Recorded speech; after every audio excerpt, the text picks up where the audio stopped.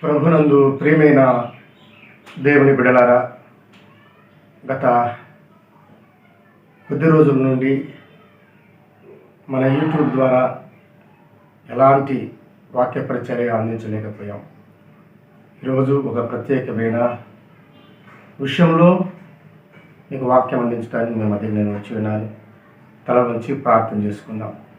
పరిశుద్ధమైన దేవా, మహిమ కలిగిన రాజా, సర్వశక్తిమంతుడా, నీకు స్తోత్రాలు. అయ్యా, ఇదిగో తండ్రి, ఈ సమయం ముందు నిన్ను స్తుతించటానికి, ఆరాధించటానికి, గణపరచటానికి మీరు ఇచ్చిన మహాకృపను బట్టి వందనాలు చెల్లిస్తూ ఉన్నాను. మాట్లాడేది నేనైనా, మాట్లాడించేది మీరు మాట్లాడుతుండగా వినగల చెవులు, గ్రహించగల మనసు మాకు మా అందరికీ గ్రహించు. యేసు పరిశుద్ధ నామములో అడుగుతున్నాము తండ్రి, ఆమేన్. ప్రభునందు ప్రియమైనటువంటి దేవుని బిడ్డలారా, కొద్ది రోజులుగా నేను మీ ముందుకు రాలేకపోవటానికి కారణం ఏమిటంటే, నాకు భయంకరమైనటువంటి కారు యాక్సిడెంట్ జరిగింది. నేను కడప నుండి జమ్మలమడుకు వస్తున్న సందర్భంలో మైదుకూరు ప్రాంతంలో కారుకు యాక్సిడెంట్ జరిగింది. ఆ కారులో నలుగురు మేము ప్రయాణం చేస్తున్నాం. ఒక బిషప్ తండ్రి గారు, నేను, నా వెనకాల ఇంకొక పాస్టర్ గారు, ఇంకొక విలేకరి గారు. మేము నలుగురం ప్రయాణం చేస్తున్న వాహనం మేము నిలబెట్టి ఉండగా వెనకాల నుంచి ఒక పెద్ద లారీ వచ్చింది. భయంకరమైన యాక్సిడెంట్, భయంకరమైన ప్రాణాపాయం నుంచి దేవుడు నన్ను తప్పించాడు. కొనగూతురితో ఉన్న నాకు జీవాన్ని దేవుడు స్వస్థపరుచు యెహోవాను నేనే అని దేవుడు చెప్పాడు. ఆ విధంగా నన్ను స్వస్థపరిచిన వాడు భయంకరమైన గాయాలతో, కొన ఊపిరితో, కొన ప్రాణంతో ఉన్నటువంటి మమ్మల్ని ఆ చుట్టుపక్కల ప్రాంతం వారు మమ్మల్ని చూసినప్పుడు మరణించారని వారు నిర్ధారణ చేశారు.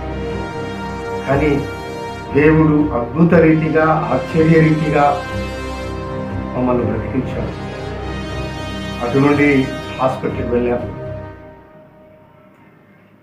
సిటీ స్కాన్ తీయించుకున్నాం, ఎంఆర్ఐ స్కాన్ తీసుకున్నాం, మెడిసిన్ తీసుకుంటున్నాం.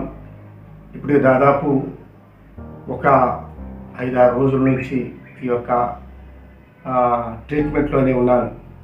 అయినా నా వీక్షకులందరూ కూడా ఎదురు చూస్తుంటారనే ఉద్దేశంతో నేను మీ ముందుకు రావడం జరిగింది. మంచి సమరయ్య కథ మనం విన్నాం. మంచి సమరయుడు ఏ విధంగా అయితే తీసుకువెళ్ళి అతనికి వైద్యం చేయించి అతన్ని పోషించాడు, ఆ రీతిగా మమ్మల్ని కూడా అక్కడ ఉన్నటువంటి ప్రతి ఒక్కరూ ఆదరించారు, తెలుసుకున్నారు. కొనగూపితో ఉన్న మమ్మల్ని మరణాన్ని చూసి వచ్చాడు. ఆ మరణ సమయంలో దేవుడు అంటున్నాడు నాతో, రే కుమారుడా, నీకు ఇంకా ఆయుష్ ఉంది, నువ్వు ఇంకా దేవుని పని, నా పని నువ్వు చేయాలి, నా పరిచర్యలో నువ్వు ముందుకెళ్ళాలి, కనుక నువ్వు బ్రతుకుదువుగాక అని దేవుని స్వరం నాకు. ఆ స్వరం నేను విన్నప్పుడు గంతులేసి సంతోషపడి హృదయంలో ఉల్లాసపడ్డాను. గొప్ప వెలుగు నా మీదికి రావటం నేను చూశాను. ఆ వెలుగే నన్ను రోజు రక్షించాను. కనుక స్వస్థపరిచే యెహోవాను నేనే, ఆయనే స్వస్థపరుస్తాడు. గాయము రేపువాడు ఆయనే, గాయం కట్టువాడు ఆయన.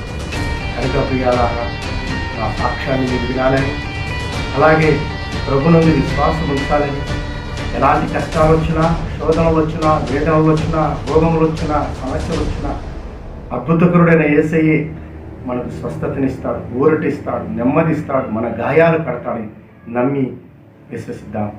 ఆయన సొంత రక్షకుడుగా అంగీకరిద్దాం. ప్రార్థన చేసుకుందాం. పరిశుద్ధుడా, మహోన్నతుడా, నీకు స్తోత్రములు ప్రభువా. జీవం కలిగిన దేవుడు, జీవాధిపతిమైన దేవుడు, క్రియాయుధుడు తండ్రి, ప్రాణదానము చేసిన దేవుడు ఆయన. ఎదుగు తండ్రి, నా గాయములు సత్యుల దేవాన్ని పాదములు. ఎంతమంది ప్రభువా భయంకరమైన స్థితిలో ఉన్నారు, రోగశయ్య మీద ఉన్నారు, మరణశయ్య మీద ఉన్నారు ప్రభువా. వారిని అందరినీ కాపాడమని మీరు మహిమ పొంది అపవాదికి సిగ్గు కలిగించండి. యేసు పరిశుద్ధ నామములో అడుగుతున్నాము తండ్రి. ఆమేన్. God bless you.